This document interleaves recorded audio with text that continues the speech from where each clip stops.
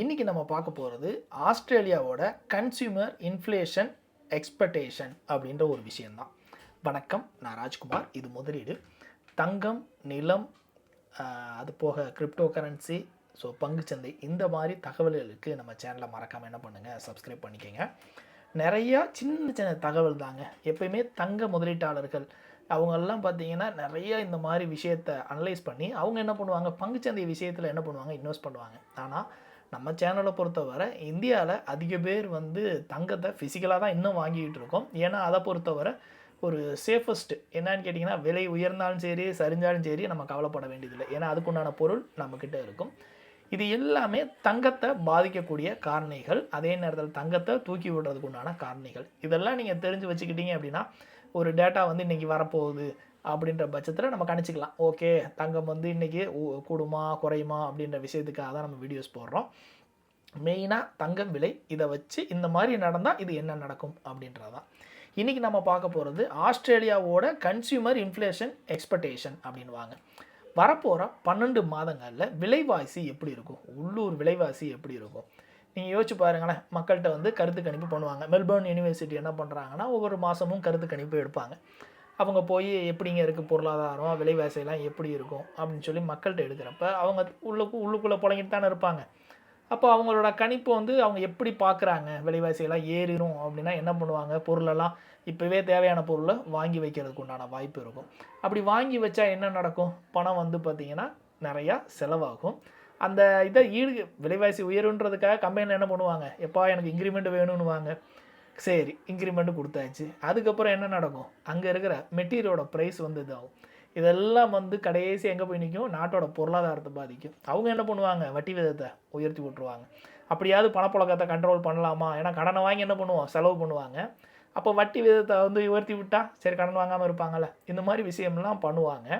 இப்படி போன ஜூலை மாதம் என்ன நடந்துச்சுன்னா, கிட்டத்தட்ட அவங்க இதில் 4.7%, 4.70% விலைவாசி ஏறும் அப்படின்னு சொல்லி கணிச்சிருந்தாங்க. இந்த மாதம் என்ன ஆகி போச்சு, இன்னும் கூடிடுச்சு.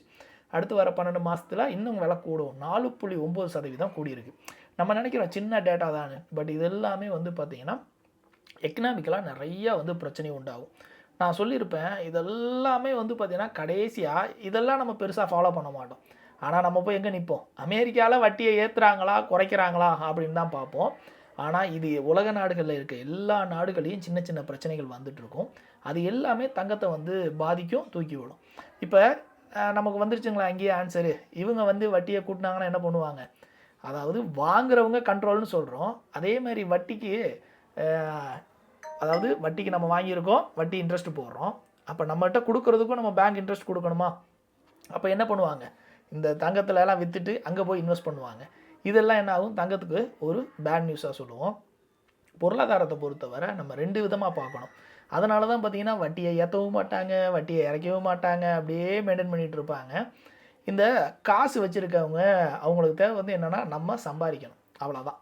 காசை ஒரு ரூபா போட்டோமா 1,10,00,000 ரூபா கிடைக்கணும், அவ்வளோதான். அந்த நோக்கத்துக்கு மட்டும்தான் அவங்க எல்லாத்தையுமே நம்மளோட நாட்டு பக்கம் இழுக்கணும். எப்பா நான் உனக்கு வட்டி தரேன், நீ எனக்கு காசை கொடு. ஏன்னா அந்த காசை வச்சு நம்ம என்ன பண்ணிடலாம், நம்மளோட நாட்டோட பொருளாதாரத்தை சீரமைச்சிக்கலாம். இப்போ நம்ம ஏன் பார்த்திங்கன்னா நம்ம நாட்டில் அமெரிக்கா டாலர் வரணும்னு எதிர்பார்ப்போம். நிறைய டாலர் வந்துச்சுன்னா நம்ம அதை வச்சு என்ன பண்ணுவோம், ஆயில் வாங்குவோம். ஆயிலை வாங்கி நம்மளோட பொருளாதாரத்தை உயர்த்தி அதுலேருந்து வரக்கூடிய பணத்தை திருப்பி அடைப்போம். இதுதான் நடக்கும். எல்லா நாடுகளுக்குமே பணம் தேவை. அதுக்காக ஒவ்வொரு நாடும் போட்டி ஏதாவது ஒன்று பண்ணிகிட்டே தான் இருப்போம். ஒரு நாடு வளமாக இருக்குது அப்படின்னா, ரொம்ப எளிமையாக சொல்லணும்னா எக்ஸ்போர்ட் நிறையா நடக்கணும். அப்போ எக்ஸ்போர்ட் நடந்துச்சுனாலே நமக்கு பார்த்திங்கன்னா வெளிநாடு கரன்சி நிறையா வரும். நிறையா நாடுகளுக்கு நிறையா ஏற்றுமதி பண்ணோம் அப்படின்னா நிறையா என்ன ஆகும், இன்கம் வரும். இந்த ஆயில் விற்கிற நாடுகள் தான் பார்த்திங்கன்னா எல்லா நாடுமே அதை போய் வாங்குவோம். மற்றபடி உள்ளூர் தேவை என்ன இருக்க போகுது, நல்லா யோசிச்சு பாருங்களேன். நமக்கு இப்போ நம்மக்கிட்ட தங்கம் இங்கே கிடச்சிருது அப்படின்னா, நம்மகிட்ட கிடைக்காது, இன்னும் கிடைக்காதுன்னா ஆயில் தான். ஆயிலையும் நம்ம ஊரில் நிறையா கிடச்சிருச்சு. நம்ம ஒரு துபாய், அதாவது அரேபிய கண்ட்ரி போல் நமக்கு ஆயில் கிடச்சுன்னா நம்ம யார்ட்டையாவது ஏதாவது பண்ண வேண்டி இருக்குமா, நம்ம வாட்டு என்ன பண்ணலாம், வாங்கி நம்மகிட்ட இருக்க உற்பத்தி பண்ணி கொடுத்துடலாம். ஸோ ஏதாவது ஒரு பொருள் நமக்கு தேவை மாதிரி தான் இருக்கும். அதை நம்ம என்ன பண்ணுவோம், எக்ஸ்போர்ட் பண்ணுவோம், இம்போர்ட் பண்ணுவோம். இது 2 தான் நடந்துகிட்டே இருக்கும்.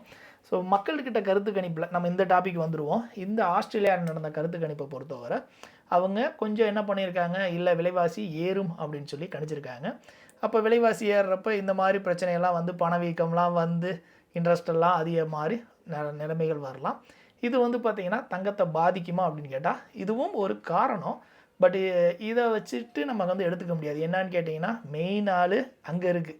ஏன்னா இந்த ட்ரேட் ஆகிறது எல்லாமே இந்த யூஎஸ் டாலர் அப்படின்றப்ப அவங்க என்ன பண்ணுவாங்கன்னா அந்த எஃப்ஓஎம்சியோட மீட்டிங்கே அவங்க இன்ட்ரெஸ்ட் ரேட்டை தான் பெருசாக நம்ம ஃபோக்கஸ் பண்ணிகிட்டு இருப்போம். இதெல்லாம் வந்து சின்ன இன்புட், இதெல்லாம் வந்து கண்டிப்பாக மார்க்கெட்டை தாக்கும், சின்ன சின்ன விஷயத்தை தாக்கும். இப்போவும் தங்கம் வந்து பார்த்திங்கன்னா நல்லா ஏறி இருக்குது. நான் 2 நாளைக்கு முன்னாடியே சொல்லியிருப்பேன், தங்கம் ஏறுது, சீட்டு கட்டுறவங்க கட்டிக்கங்க அப்படின்னு சொல்லி. தங்கத்தை வந்து ஒரு சேமிப்பொருளாக பாருங்கள், முடிஞ்ச வரைக்கும் சின்ன சின்னதாக சேர்த்து வைங்க. பங்குச்சந்தை அப்படின்றது வந்து பார்த்திங்கன்னா பெரிய கடல். அதை வந்து எனக்கு தெரிஞ்ச அளவுக்கும் நானும் பல லட்சங்கள் இழந்ததாக செஞ்சுருக்கேன், இன்னமும் கற்றுக்கிட்டு தான் இருக்கேன். நம்ம வந்து அதை முறையாக நம்மளோட எமோஷன் கண்ட்ரோல் இல்லாமல் நம்ம அதை பண்ணோம் அப்படின்னா 100% சக்ஸஸ் ஆகும்.